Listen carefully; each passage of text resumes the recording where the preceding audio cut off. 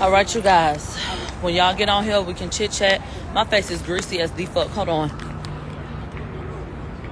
Oh wait, before you get online. Oh, it's on there. Oh. Is that cute? Do you like it? Let me turn the brightness on. Don't come from this side. My face is greasy as hell.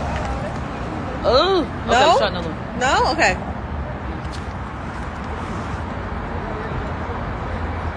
That is everything. Okay. All right. My face look greasy. Oh, okay. Child, don't, They gonna be all on Instagram. No, look, that's how y'all caught me slipping. I need to see. All right, you guys. Y'all see the makeup all on my collar? Hey, you guys. I cannot wait to get in and to have a conversation with you guys. I'm sorry, ma'am. To have a conversation with you guys about what took place today. But today was another day where I personally feel like, are we doing all right, baby? Not too far up. Not too far up. Look who I ran into. Who is that? Oh, we giving duality. Oh, hey, it's giving black and white, baby. It's giving black and white. Uh-oh, you got the girls on So it? when y'all be mad, when we do something, just be mad about it. I don't have time to give This is it about up. to be a legendary day. Who's fighting over here? What they saying? What y'all got? Listen, Okay. this case is the pigs. It is. But it's having me go back and forth. And that's the thing. It's so exciting. It's so exciting to not know what's going on, how you feel. People can change by the minute. There are people that feel like, oh no, I feel like this. Until you get in there and hear some more shit. And you get into it.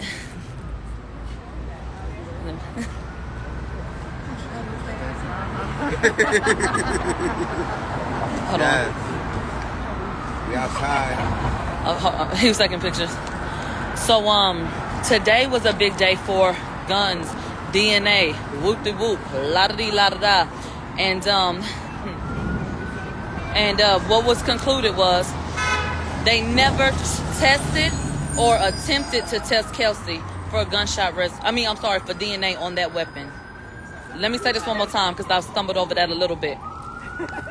They had no fucking testing done on Kelsey for DNA on the weapon and didn't even request to get DNA from Kelsey for that weapon. So when we're talking about people doing what they're supposed to do and being thorough, the LAPD was not thorough. That is a fact. They, under no circumstances, got it or tried to get it. They had 4 contributors, and a female was one of the contributors to the weapon. That is a fact. They could not pin that on Tory. Tory's DNA was nowhere on the magazine. Tory's DNA was inconclusive when it came to the gun itself. There were 4 contributors to the gun. That's not to confuse it with the 4 each, the 4 on the magazine, 4 on the gun being the same 4 people. It could be 8 different people. What was something else? What was something else that I would even comment on right now before we really get into it? No gun. Hold on, I'm getting a little distracted by they running their mouth. What else besides the gun? Because that's a big thing. His DNA wasn't. Oh. This is exactly what I want to tell you. They said where the bullet casings were found. Wouldn't you deduce that someone fired a weapon in this general area? I could not say for certain, not 100% certain, but yeah, they would have pretty much fired that weapon in that general area. If y'all could see the photograph of where the shell casings were found, they were not in the middle of the street by the car. So per where these shell casings are found, these stories ain't adding up. Also, if they asked the experts, if Tory, who is presumed to be the one who got this gun and shot the gun 5 times, if that is what he had did, and then he got in the car, put the gun in the car, wouldn't you expect his DNA to be on there? And mind you how fast the police pulled them over. Had no motherfucking time to do anything else. He said, yes, I would expect his DNA to be on there if he was the one that had in fact just fired that gun 5 times, and they could not prove that. What else? I got my notes for you, but bitch, it's another day where niggas is going home, okay? That's what's gonna happen. So let me see what we finna go drink at or something. And I'm gonna talk to y'all. We're gonna get it. I'm gonna get into it. But yeah, it's giving innocent today. It's giving innocent again, and it's gonna give innocent again on Monday and then Tuesday. And yeah, it was giving innocent. And these people have no concrete proof to nail him to any proverbial cross. You know I'm gonna tell you the real. We got the notebook. They playing their games, but I'm gonna tell you, okay? Bye. What y'all doing? Yeah, we got a limited amount of time. I'm about to be talking fast in a bitch. Whew. Shit. What's up? Hey, twin. I'm finna tell y'all some shit. I need to do this. You was waiting on me? I want to say something.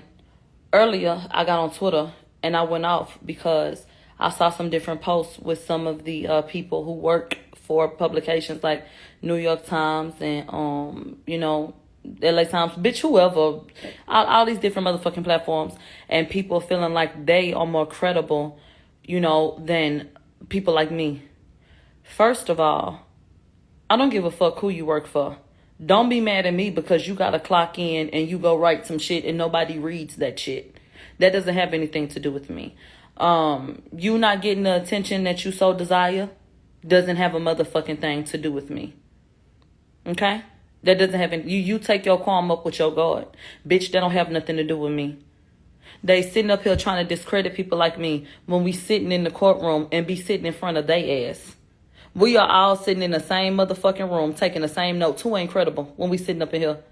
Now, when I'm giving you my opinion, that's my motherfucking opinion.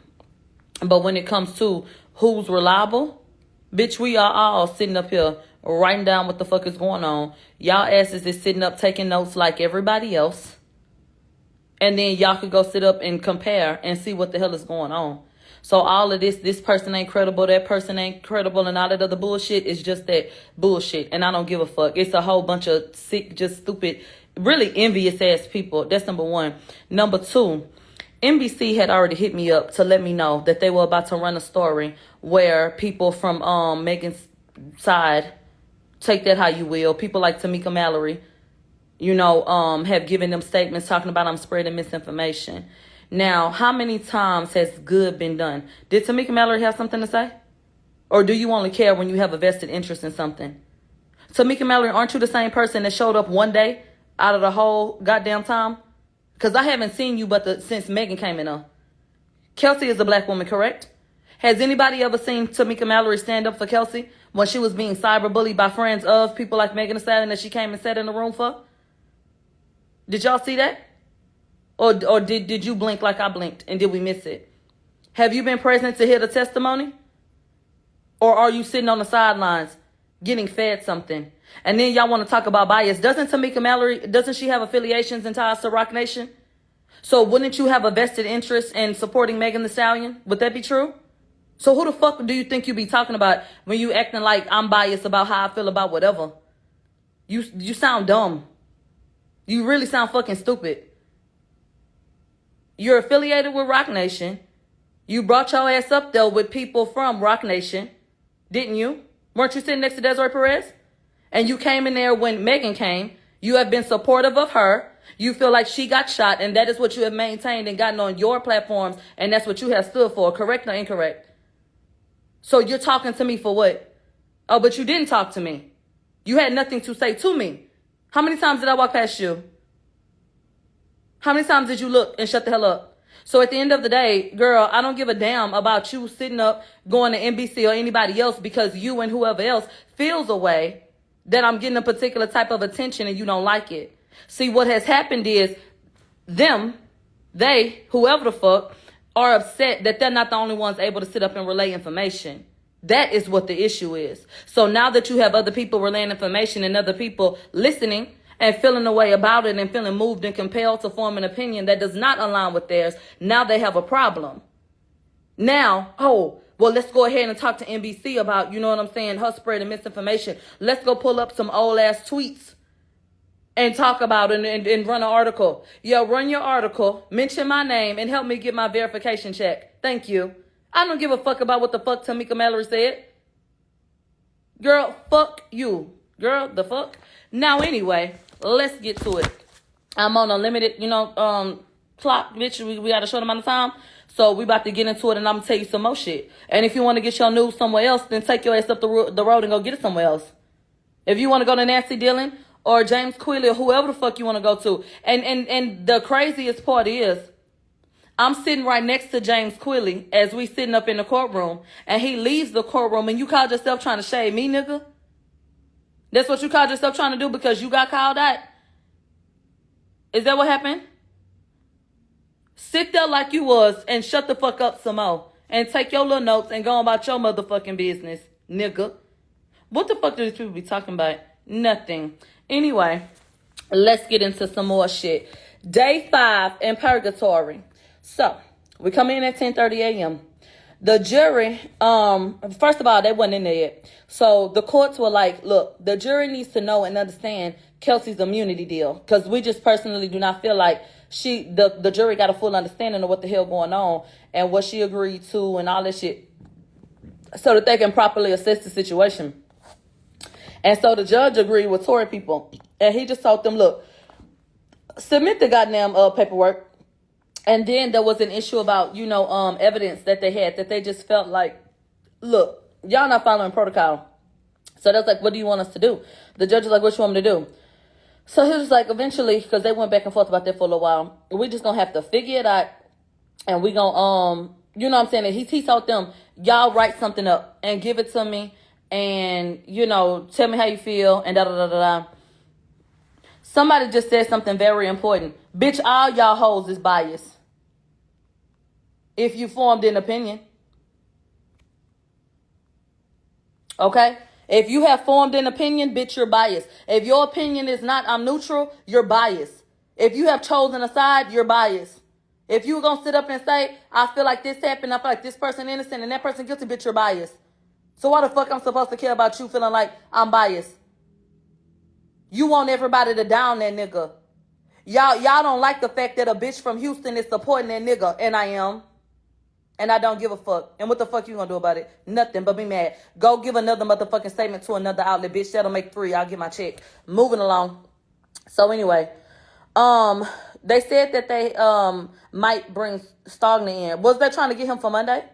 And so, child, they said there was a request for prints. And then they was talking about the weapon and the magazine and no DNA. They talked about the medical records, and what was said was, and this was said by Tory people, the medical records are irrelevant because at the end of the day, this ain't a case about who shot who. This ain't a case about did she get shot. It was a case about who shot who, and I agree. Like, y'all coming up in here with all this other bullshit and talking about, well, okay, let's look at this and let's look at the medical records. The only thing we need to be talking about is who shot her. That's the core focus. We can get into that, but the actual focus is who shot her. And they was just spending too much motherfucking time on that other bullshit. And so they talked about issues with Stagnar's credibility because word on the street is he was boop, boop, boop, hitting people. He ain't had no damn business, so he don't have a job. And so they said that there was a lack of DNA in this case.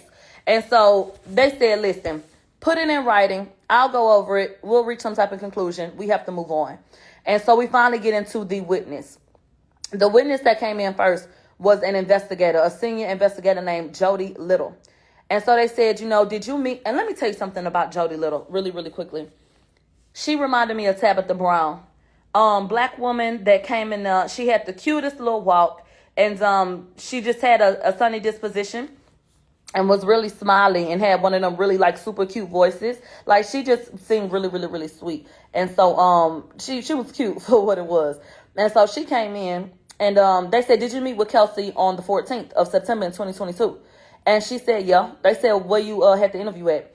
And she said, it took place at my job, in the courts on the 9th floor. They said, who was there? So they went over who was there, by Kathy Ty, Kelsey, her husband. They had, some of her representatives on the phone, representation on the phone, rather. And so they said, how long did the interview take? They was like, it was from 11:30 to 12:58. They said, how was Kelsey when you met her? They said, the first time I met her, she was comfy, friendly, cordial, all of that. They said, did she seem threatened? There was an objection. They said, what was her husband's demeanor? They said, professional, supportive, and everything else. So now they queue up the interview. They told the court reporter that she didn't have to take no notes on this shit, okay? They hand out transcripts to the people, you know, in the jury. All right, let's get into what Kelsey said. And you want me to show you my notes for what Kelsey said? They say I'm unreliable. They say I'm unreliable. Bitch, I'm in there writing in that motherfucker like it ain't no tomorrow. They said I'm unreliable? Nah, bitch, I'm getting to the business. I know exactly what the fuck was said. So let's talk about it. Kelsey says, and I'm going to say this as Kelsey is saying it, okay? Kelsey said that she met Megan in college at PV. That is better known as Prairie View, okay? We call it PV down in Houston, because obviously Prairie View, duh. All right. She said she had known Megan about 6 or 7 years. She said we were friends, and as she grew, you know, in her business with music, I became her assistant. And she said maybe I became her assistant around late 2018, early 2019. Till the incident happened, because after that she lost her job. They said we were in LA at the time that everything happened, to record the WAP video with Cardi B. She said I had to leave and then come back because I had COVID.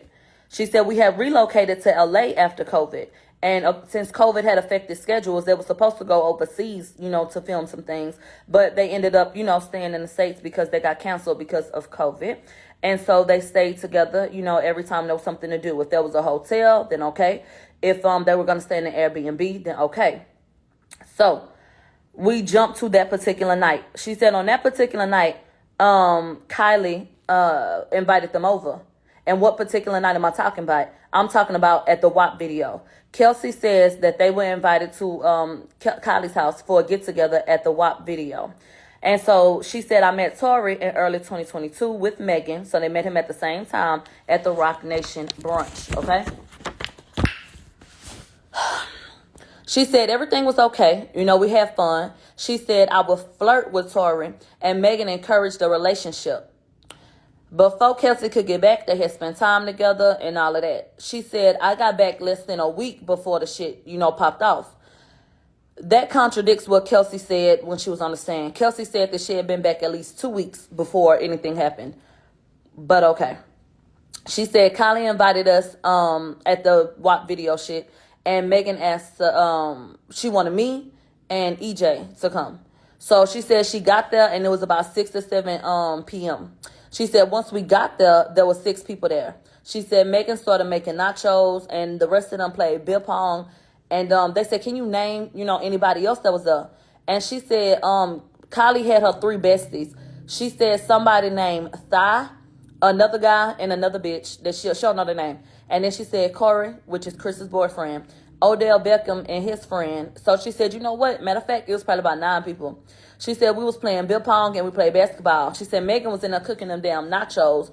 So that should have took about 10 goddamn minutes with that damn ground beef in that damn hotel. So she said Megan came out and said, y'all having fun without me? And so they was like, join in. And so they got in the pool. And later in the night, she said things began to go left. She said, I did, you know, need to go lay the fuck out. She said, I passed out. I was unconscious, child. I had to go lay down because I was drunk. She said, I went to bed probably at like 10 or 11. By the time she woke up, Tori was there and everybody else was gone. So it was just Kylie, Megan, EJ, and her and Tori. They said Megan called Tori on FaceTime. Okay? They believe that that's how, you know, she believes that's how he got the invite. She said, when I looked, when I woke up, I was good. They said Kylie and Tori and Megan was in one area. Kelsey said I was in the hot tub. She said EJ was at the cabana. They said Megan was doing this laugh that was so weird and obnoxious that Kelsey felt like something was wrong. So she said Tori had called her, but she was like, bitch, I ignored it because I didn't want to have nothing to do with that shit. And so Tori was kind of going in between Kylie and Megan. She said, EJ said, like, child, we got to go. So Kelsey went to go pack up their shit that was in the room that Kylie provided for them, you know, when they got there to change in and things of that nature. So EJ had already packed the bags, but Megan did not want to leave, okay? So she said, me and EJ loaded the car with our suitcases, and then we went back in to tell Megan, let's go, and Megan did not want to leave. Kelsey said that she sat in Tori's car with Quan in the front, and she was on FaceTime with her sister. And EJ just said, listen, baby, we have to go, okay? And so they said, baby, just tell her that her wig's slipping. So Kelsey went in and said, like, come on, get out the pool because your wig's slipping. And so she got out. And then Megan told EJ, Tory gonna take us home. So she said, Meg and I put our shit in Quan's car. Now that is something different. Because at no point in time had anybody told us that Megan had put the shit in the car. So now we got bitches that's then packed up a whole nother nigga packed up a bag in Kylie house. We don't know what the fuck was in them bags. And then they go put it in EJ car. And then they go put it in fucking Tory car. So we got a whole bunch of people moving a whole bunch of shit, and we don't know what the fuck in them damn bags, bitch. It could have been 50-11 motherfucking pistols in them bags, bitch. Stick talk shit, but y'all don't know what was in your bag, ho. So, okay. Megan told Quan, don't forget that Quan is the driver. Megan told Quan, go get Tory. When Tory caught wind of it, he came up, but he was like, take them home. And so Kelsey said he wasn't mad when he said to take us home. He just didn't want to leave with us. They said Tory stayed with Kylie while they left the home, okay? Now they leave, okay? Quan and them are in the car. Quan, Kelsey, and Megan are in the car. Okay, as they were leaving, they said Megan was still laughing, like just this weird, obnoxious-ass laugh. EJ left at the same time that they left at that point. And because he was going in a different direction, even though he left at the same time, there was no need for him to follow them. So, he went on about his business. So now EJ gone. Okay. She said Megan is in the car just laughing, like this super fucking obnoxious ass laugh. And she is not understanding like what the fuck is so funny. But Megan was in the front seat. It's early in the morning, like the middle of the night. So she was just like, I don't know what the fuck was so funny. So she in the back seat just doing her thing. Then Megan says, I left my slipper. I need to go back. So they say, Kelsey say, she demanded that Quan take her back to the house. So they said they pulled back up and Kylie had 6 security guards. So they say Megan had called to check and make sure that it was okay that she came back in so that she could get, her shit or get her shoe. She said she left her slipper. So they say that her and Quan went in, okay, while Kelsey sat in the car. They said Kylie comes out to the door entryway. And Quan and Megan and Tory, kind of rush out and come back to the car. She say, Megan came up to the car and said, bitch, Kylie said we got to get the fuck out of here. Okay? And that when Quan got in the car, he said that Tory and Megan had an argument. Now, Kelsey said it wasn't an argument in Kylie's house. She didn't never give a damn about Tory flirting with her. But now, and she didn't get kicked out by Kylie.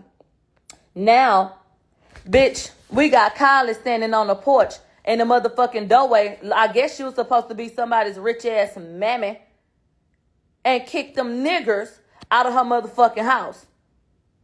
Because they weren't about to have that over there, okay? Next.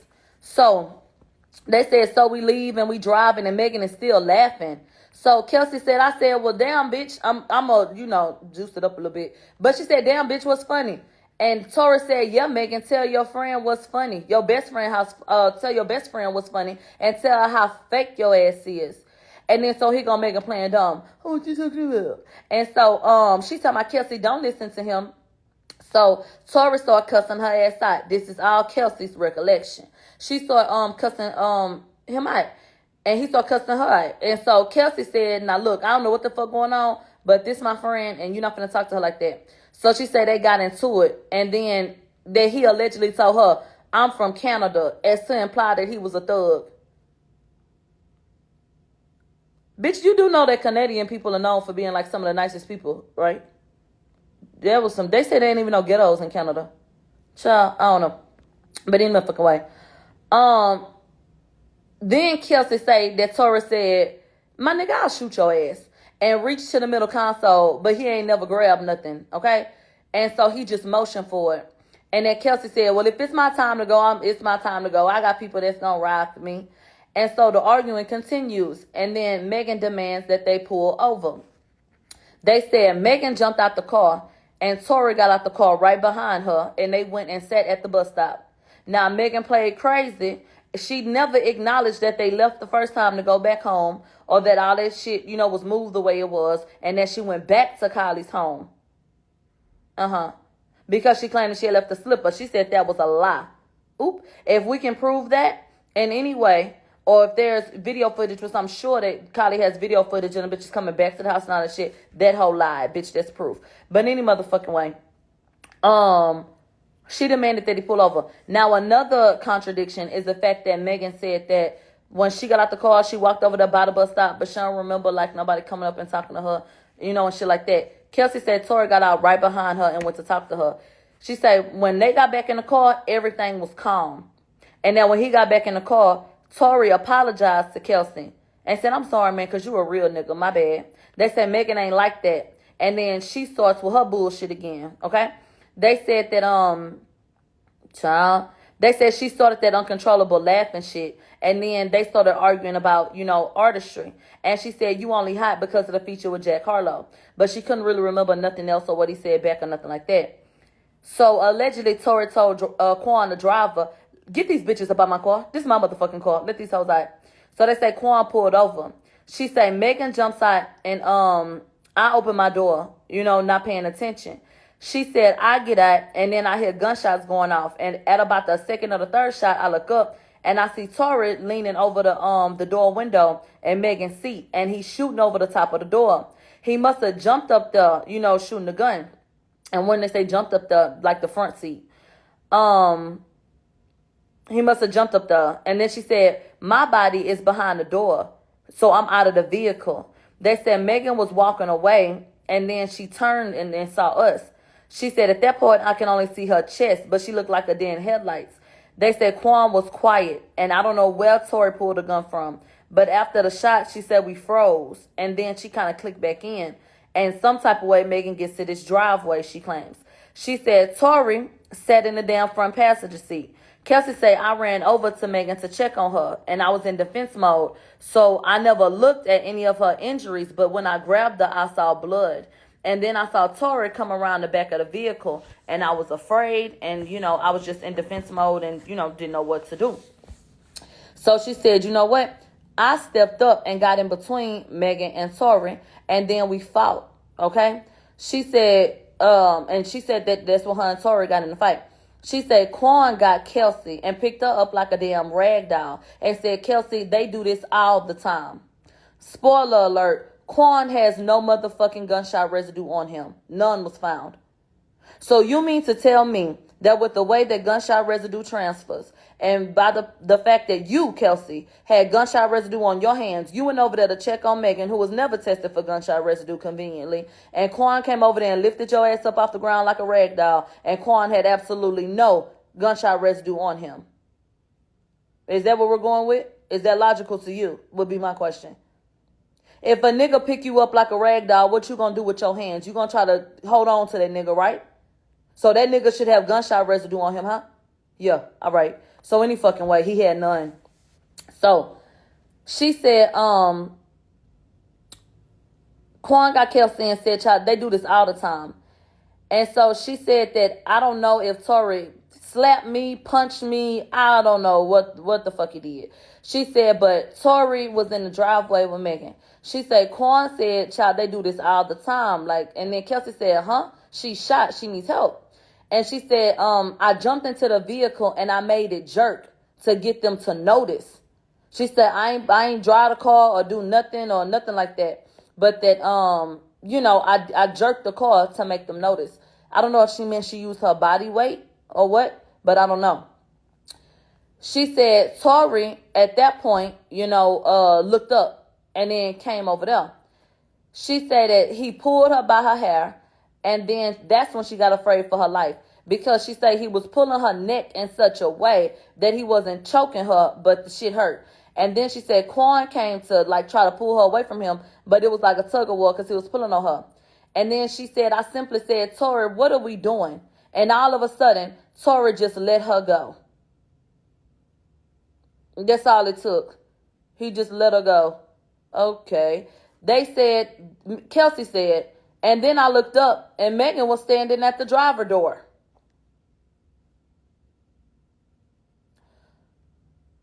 The one that came up?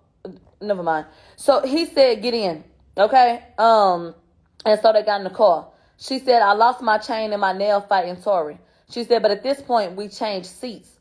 Megan was calm. Okay? She said, but I was having a panic attack. And so she starts to cry.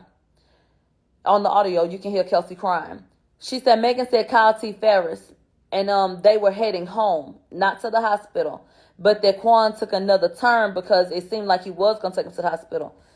They say T. Ferris had bad signal. So she sent a text to Justin that said, help 911, Tory shot Megan. They said they showed Kelsey the text to corroborate it. And she said, yeah. She said she dropped her location to T. Ferris. She said then she texted her mother and said, help. And Kelsey was breaking down again.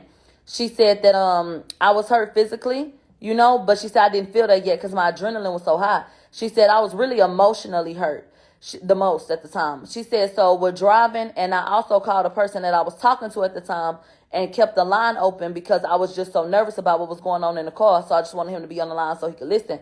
So she called him, and they was talking, and he picked up, and he sat on the line. So she said Megan put her leg on her, but she still never saw the injury. And that Kelsey was in the car crying, so that Tory told her, girl, shut the fuck up. So she said the cops, kind of passed them a little bit, one cop car. So I guess maybe they thought they wasn't coming for them. But then the swarm of cops is behind them now and a damn helicopter. She said that's when Tory said, please don't say a word about this. I just signed a deal. I'm about to sign the deal. And I'll give each of y'all $1 million motherfucking dollars when I get the deal. She said Megan was very calm. They said, could she have been in shock? She said, oh, no, she was calm. They said she didn't seem upset with Tory. And so she said the cops came and made them get out the car. And she said, please don't put your knee on my back like George Floyd. And she said people weren't really talking. Her adrenaline was running. She said they, taking Meg. And she said, I regret not saying something about my injuries at the time because I should have. She said she was so focused on Megan, she didn't talk about it. She said Ferris actually came to the scene as they were putting Megan in the ambulance. And I guess, I don't know if he got in the ambulance with her and left with her, but he was on the scene. And remember, she had sent the location. She said, I ended up being taken to the police station and they put me in a room, but I do not recall them swabbing me for gunshot residue. Whenever they did that, she wasn't aware. She said they asked if I wanted to talk. And she said I asked for a lawyer because that's what I saw on TV and movies. That's all I knew to do. So she said when she got released at the same time as Quan the next morning. And that Quan said, money talks. And so she said he also said Tory was trying to protect me. And she said she just felt like people was playing mind games with her because, bitch, what? And so she said Tory's friend said, I don't know why he said that when he picked up, or why he did that when he picked up Quan. And she called security, Justin, and asked for a ride. Justin said go ask her manager, Jilly. So they say Jilly came immediately, took Kelsey to her apartment, changed clothes, and went to Megan. Okay. She said that she had to sit outside. She said, I'm in a car and waiting, and I get a jail call, and she said she had been answering the phone for a nigga in jail, so she thought it was him. So she went ahead and answered. She didn't know it was Tory. And so Tory calls. We already know what happened. He called and asked about the incident. I told you guys exactly what that phone call was about because they already played it for us. She said, I didn't get to see or talk to Megan. She said, then I eventually got a text back, and I asked to see Megan, but nobody was answering me. She said Desiree Perez said that Megan gonna be down a whole year, maybe. And so Kelsey said, well, I'm considering going home. And then she said, well, shit, if I need to go home, okay, because I need to seek treatment because I have all these different pains. And she said, so let me kind of get my shit together and I'll let you know. And she said, no sooner than I can send that message, they already had my flight booked. The flight was it was within the next 2 hours. Excuse me, I'm trying to rush because I gotta go. So the flight was for the next 2 hours. And Kelsey said, what the fuck am I supposed to do? Like, she confused, like, y'all sending me home or like, what? And so she says that Desiree told her, LA is dangerous and the house isn't safe. So you need to go get a rental. She said, look, can you rebook my flight so I can get my shit together? And she said, okay. She said a driver came, and helped her remove her things from the house, and she went to a hotel. She said Tory called from Quan phone, and that he whispered, "Hey, big head." She said, I gave the pen to my hotel to get my shit. She gave them her location. So, child, that's what she felt like she wanted to do. She said, so he came and he asked me to come to a studio location, but she ain't feel safe doing that. So she said no. She said, prior to me going to meet, I told my sister where I was, just, to let somebody know what was up. She said Tory was in the driver's seat, but he wasn't driving nowhere. He was just in the seat. And then he was apologetic. And Kelsey said, let me hear him out, because it was a wild night of drinking. So she said that he was sorry. And she said, I knew that he was so sorry.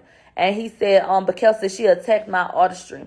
I told him that he was wrong. I told him, this shit ain't okay. You need to apologize to her as well. She said, but at the time, I didn't know that he had spoken to her because she ain't answer her. Then she said the team was treating me weird. So Kelsey said she sent a long-ass text message. How you just get fed the fuck up and you send a whole 3 paragraphs? Yeah, that. So she said Megan finally called her back and said, look, find a place and I'll pay for your rent for a year. And then she said Megan told her, dog, I can't walk. And that's when it was revealed to her that Megan had caught a red eye to New York. So she was like, damn, they shut me out? Like, what the fuck I do? I want to pause right quick. If Tory Lanez had purchased a property or paid the rent up for a year for Kelsey, that would have been called bribery. They were not seeing eye to eye. Kelsey and Megan were not seeing eye to eye. She was being shut out. It's a lot of, different circumstances. And Megan, per her own admission, paid her rent up for a fucking year. If Tory had did that shit, it would have been called something. Yeah, and you already know what. Okay.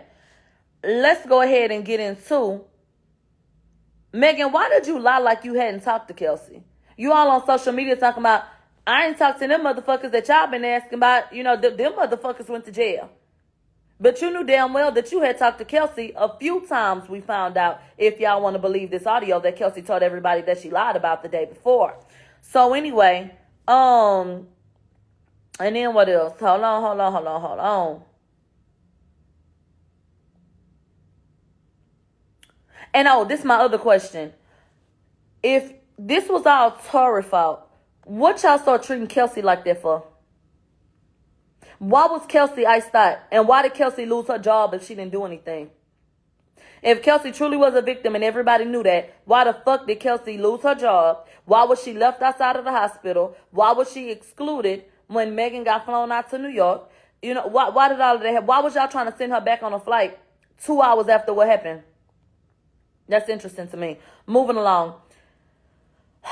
She told Kelsey, find her a place, I'll pay the fucking rent. Okay? Now, don't forget that we in the car. Okay? She in the car and she said Tory came to her hotel. She said Rock Nation, or Megan's team rather, whatever you want to call them, shut her out. She said, Tory said that he was sorry. And he was saying, Kelsey, what can I do? Like, do you want to work for me? You got something you want me to invest in? Like, or what's one thing that you really want to do? And Kelsey said, she was like, what?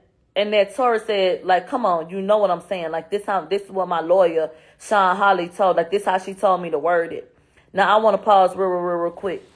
Megan Thee Stallion claimed that Tory told her, I'll give you $1 million, don't say nothing, I'm on probation. That nigga ain't never been on probation. So why the fuck would he say that? Kelsey is sitting up here, bitch, I was going to say it twice. Kelsey's sitting up here hollering by, Tory said, y'all want to believe this shit so bad, that Sean Holly had advised him to say that? Baby, Kelsey went to get that shit the next day. You understand what I'm telling you? That means that was July 13th. Baby, Sean Holly wasn't representing Tory and he hadn't reached out to her. Did you know that before you said that? You must not have. You must not have known that when you made that statement. Tory had not sought out counsel because Tory wasn't even under the impression that he was going to be charged with anything. Babe, let's get back into the timeline. Megan didn't say that a crime had been committed against her until the 15th of July on Instagram. Tory went to jail because the gun was in the vehicle and they were trying to charge him with it. They did charge him with it. And so, he went to jail. that night. And he was let out. But he did not have representation from Sean Holly at that time. So can you explain to me what sense it would have made for him to just dry ass throw her motherfucking name up and say, oh, well, Sean Holly told me to word it this way. And I want to remind you that Kelsey said the day before that she fucking lied about this shit. But I need y'all to know, and let's do a fact check. Sean Holly wasn't his representation.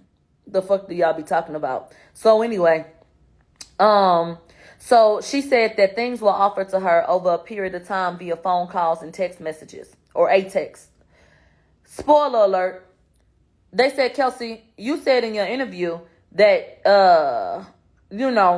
they asking the woman on the stand, because the woman that was the witness had to sit up there and just listen to the shit.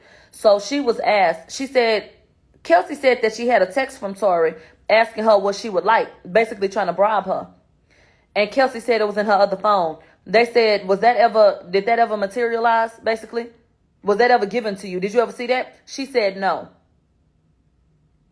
They got every other goddamn text message, which you don't have no text message or Tory saying, what you need from me. Well, ain't that quite fucking convenient? Sure. Anyway. And so Kelsey said, I do have the text where he was saying stuff like that to me, but it's in my other phone. I'ma look. And so she said he tried to reach out to me up until charges was filed. And so she said that she told, she said Megan hit her up on the 15th and said, Kelsey, do you want me to include you in this statement? She said, yes, Megan, I want you to protect me because I'm being threatened. People are threatening my mother and all of that shit. So I said, yeah, please protect me and mention me in your statement. Okay. She said, I'll talk to my lawyer, about it. She said, before I knew anything, Megan posted the statement and left me completely out. They said Kelsey said Megan made an Instagram post and Kelsey read the Instagram post, in the interview. She said, so when Megan posted that and the public turned on me, I made my own post. After I made my own post, Megan said, why did you say that? This ain't the way. So that's when we take a break. We come back about 1:30. We continue with the audio. She said, I don't know anything about, she said, I don't know anything but the truth. And I'm upset that she never defended or protected me. She didn't know that I had met Tory to get my stuff. So she didn't have no reason to be mad at me, which is even more interesting. So what was the animosity about? If she fucked the nigga that you was fucking, didn't that help betray you? So why she got attitude? She said, we went back and forth via text messages. And she said, I've been publicly approached. Kelsey said she can't even go to the dollar store. She said somebody cornered her in the damn dollar store, child. And so, what else? We went back and forth in the text messages, and she said I've been publicly approached. She said, so I really be trying to stay in hiding, even though he's the bad guy. She said, Megan did a lot of damage to me off the motherfucking internet.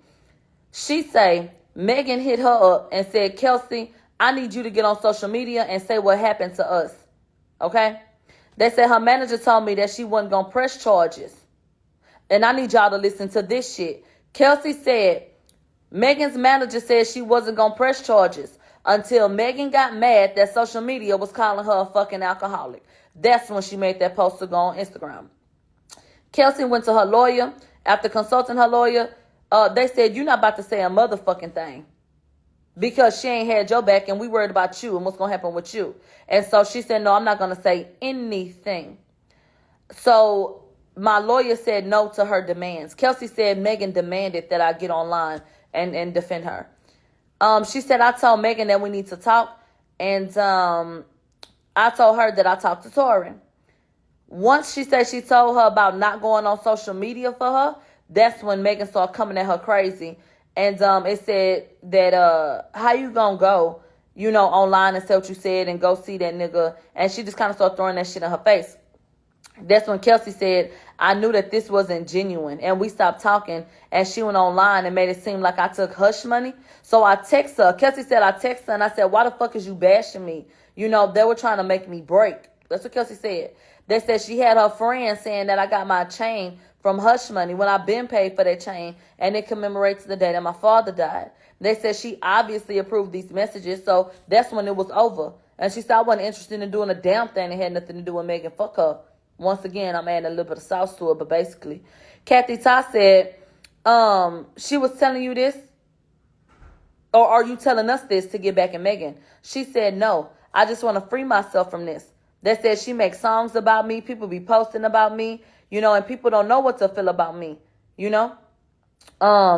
They said then she accused Megan of calling around Houston and telling people that she took hush money and not to talk to her, okay? Whew. Kelsey says she hit up her representation and said, can you ask Megan's people to fucking stop? Kelsey says that when her lawyer hit up Megan people and said, baby, can she please stop? They said, well, why won't you get online, and say that, what happened? Now, isn't that an interesting response? Child. Kelsey said, this is Kelsey's words. Y'all want to go by Kelsey's words so bad, correct? Y'all want to take this and apply it? Okay. She said Megan never holds herself accountable for shit. She said we could have gone home that night, okay? But she got mad at me and said, and tried to flip it on me. She said she tried to tell me, child, because now we back at the party in the circumstances from that night. She said that Megan told her, child, he tried to stay with Kylie. She said that's when I realized that she never left a slip at Kylie's house. She was just mad that he was with Kylie. Megan is so low down that she knew that she was fucking Tory. Knew that Kelsey didn't know, but knew that Kelsey had fucked him. So she tells Kelsey, he over there with Kylie, bitch, trying to make her mad, trying to make her want to go back over there, when really she wanted to go back over there. That's what Kelsey said. So, yeah, they said she was mad that he was staying over there with Kylie. This wasn't about no fucking slipper.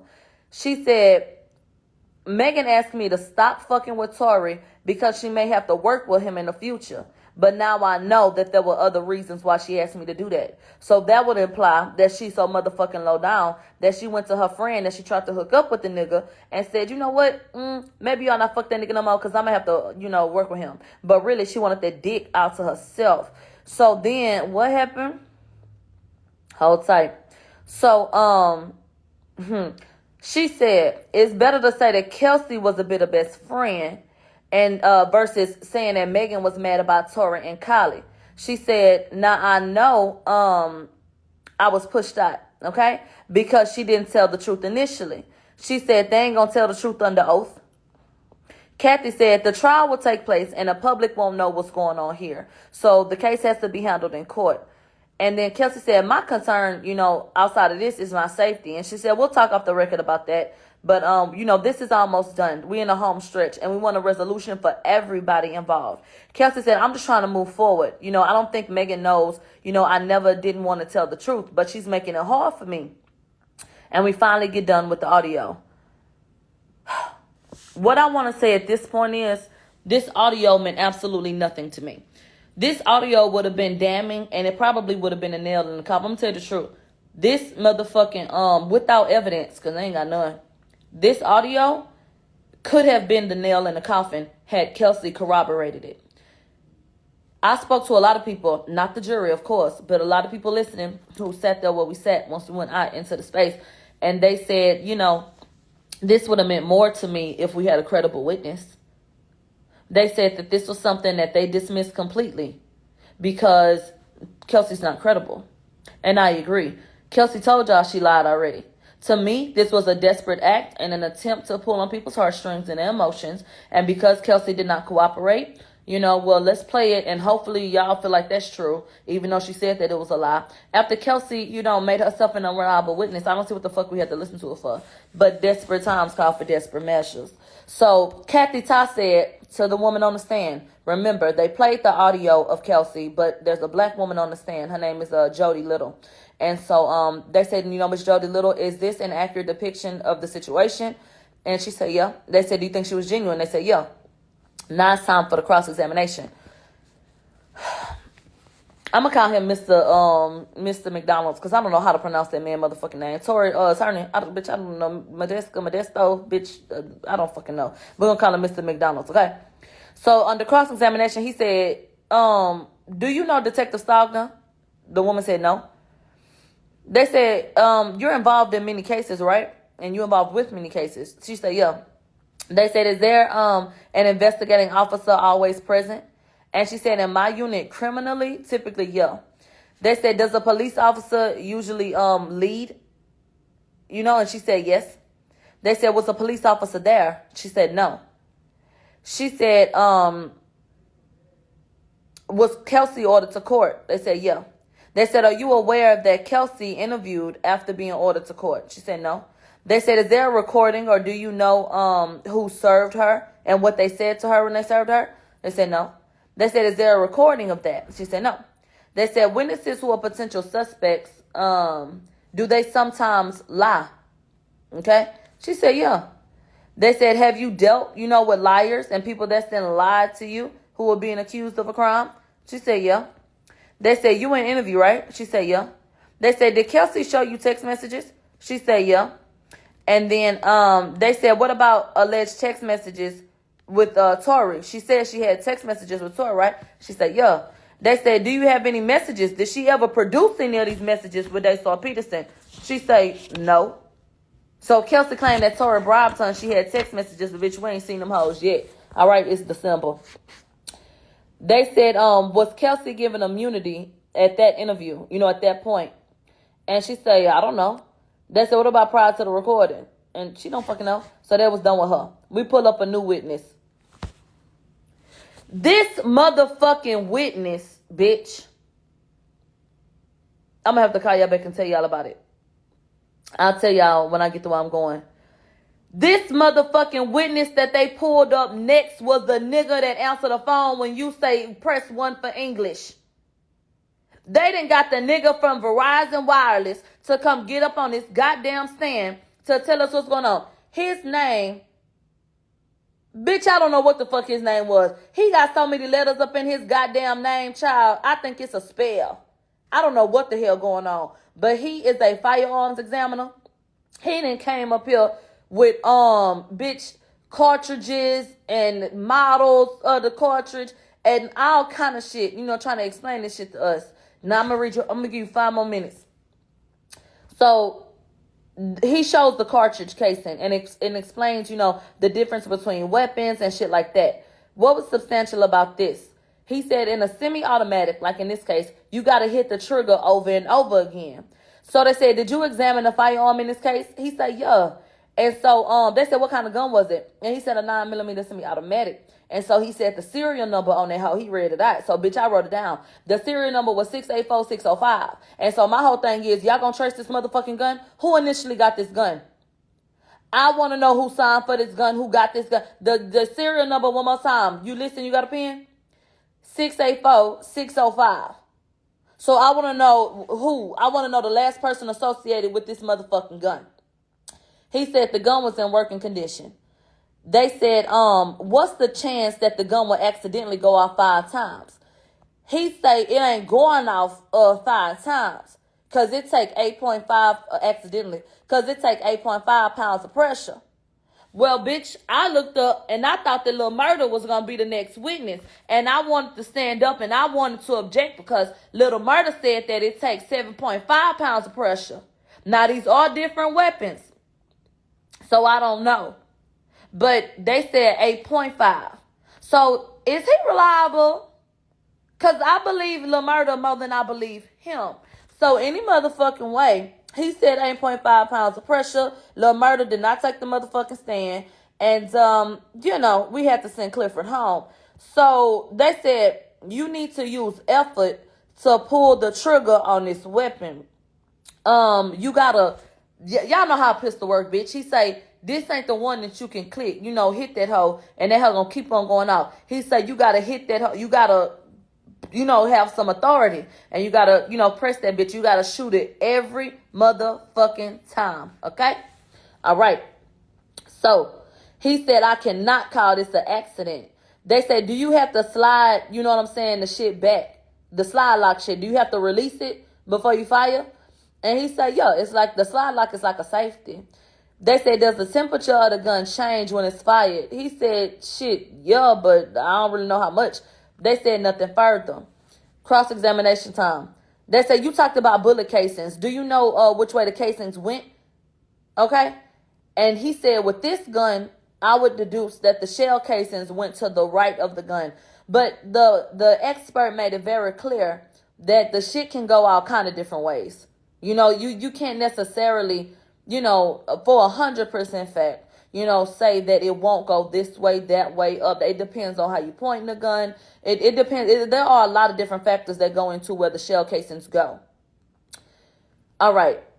The defense pulled up a picture of where the shell casings were located per this investigation. Per this investigation, y'all can't see the picture. The 4 shell casings was in a nigga yard. Now, when you stop a car, don't you stop it in the street? Yes. We know for a fact that Quan didn't pull the car into the driveway. So let me tell you something. If Tory had shot that gun over a window, it wouldn't be over in that nigga's driveway. But them shell casings wouldn't have been there, baby. So the man had to acknowledge that more than likely the gun was fired in that general area because 4 of the bullet casings were in that general area. And they said, do you see this balcony right up here? And he said, yeah, I can see it. He said, if somebody was standing right there, do you feel like they could see what the hell was going on? Yeah. So they said, if you're looking for casings, can you tell me where the gun was fired? He said the pattern ain't really reliable, but it would eject near the firing. And so they said it was 4 in the same area. So could that be the spot, you know, that was shot? And he was like, you know, it's really not reliable. And so he was like, well, how many feet? You know, like how far could she go? He was like, it could go up to 18 feet away. He said the shell casings can go off like 18 feet away. And so he was like, and could this be an accident? And he was like, I'm telling you that it take 8.5 pounds of pressure to make that hell go off.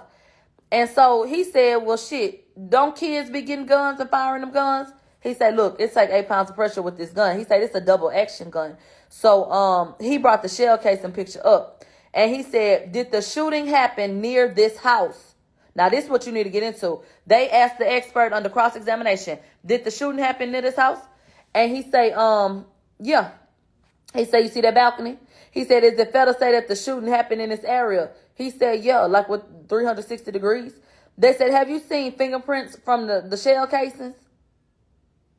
And then, have you seen fingerprints from shell casings be lifted in cases before? He said, yes. He said, I've heard of it, but I ain't did it myself. But I do know that they sometimes have, like, you know, taking, you know, DNA from shell casings.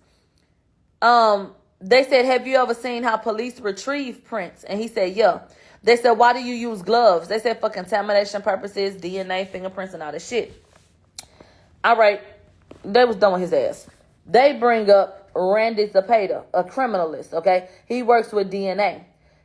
Ooh, I'm trying to hurry up. They said, did you obtain Tory's DNA? He said, yeah, I got a profile. They said, he said, I compared, you know, the handgun and the magazine, you know, to his DNA. He said, from the magazine, after I did, you know, research on it, I tested it, I have 4 contributors. He said at least 2 were males. Get into these numbers. One person had 62% DNA on their hoe. The second person had 26%, then 9%, and then 3%. Okay? They said, did the person that held it the longest or maybe fooled with it the most, would they have a higher percentage? He said, no, not necessarily. They said, now, when it comes to the magazine, was Tory excluded as a contributor on the magazine from that gun? He said, yes. Tory Lanez was excluded. His DNA was nowhere to be found on the magazine. This is what you put into it once you load up and put them bullets, all right? So, let's get to the handgun itself. Not the magazine, but the handgun. They said there was 1 male's DNA on it, and the numbers go as follows, just like with the other situation with the 62, 26, 9, and 3. 90%, 5%, 3, and then 2. That ain't on a 100 scale. What the fuck is them numbers? I don't know. Anyway, they said that was inconclusive. They said Tory cannot be excluded or included because they couldn't prove that his DNA was on the gun. They said, is it common to see complex evidence in profile mixtures, which means that multiple people handle something? They said all the test shows is that somebody touched it. So we checked the majority of the gun, you know, for those things. They said, okay, done. Cross-examination. They said the magazine had 4 contributors, right? He said yes. Tory was excluded from the magazine. He said yeah. He said if I load bullets, into a gun, the DNA, my DNA would be on the shit, right? He said yeah. They say if the gun was used frequently, your DNA would be on it, huh? He said yeah. He said in this case, was DNA on the casings? He said we ain't look at that.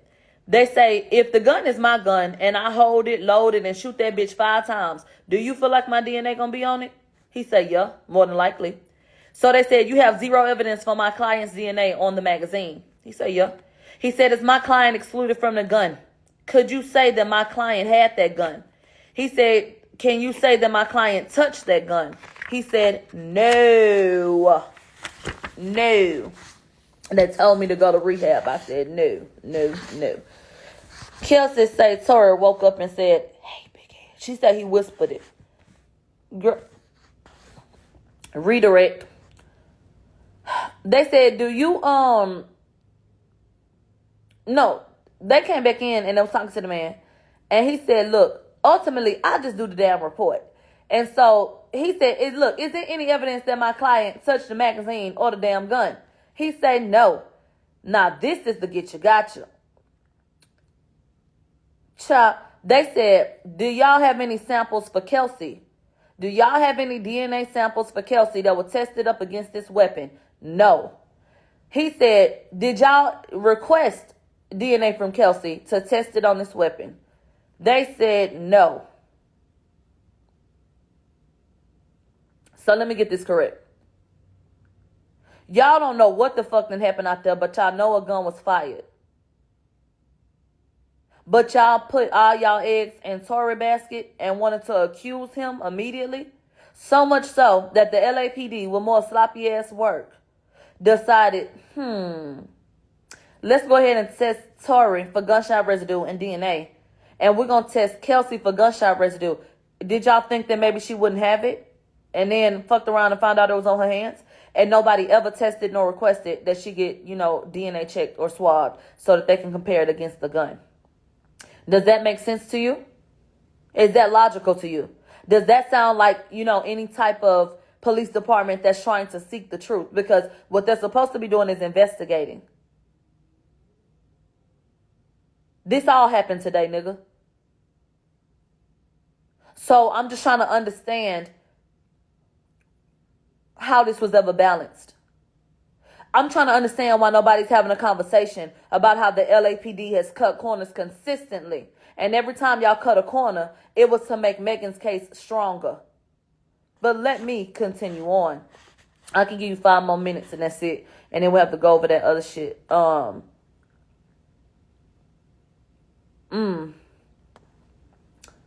We come back at 3:40.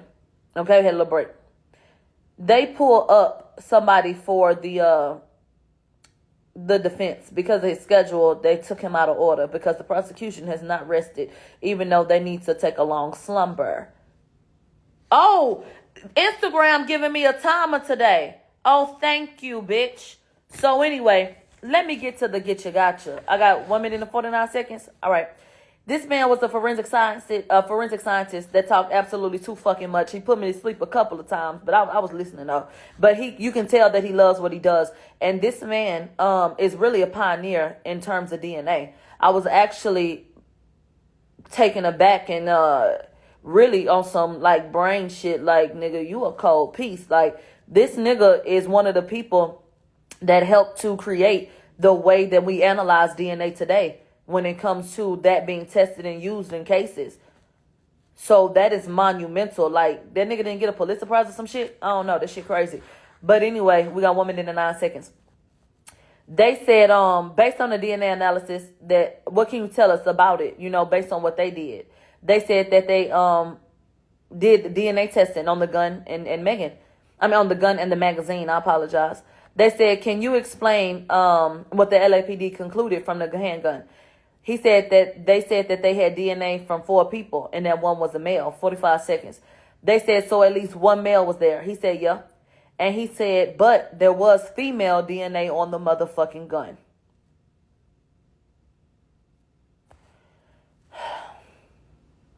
Listen. Let me bend this page so I know where I'm at. I'm gonna come back and tell y'all some more shit and get into it. But to me, that's some of the most important shit. Right there. That a female's DNA was absolutely on that fucking weapon. And I'm gonna come back in like a few minutes and we'll wrap this shit up. But bitch, yeah, get into it.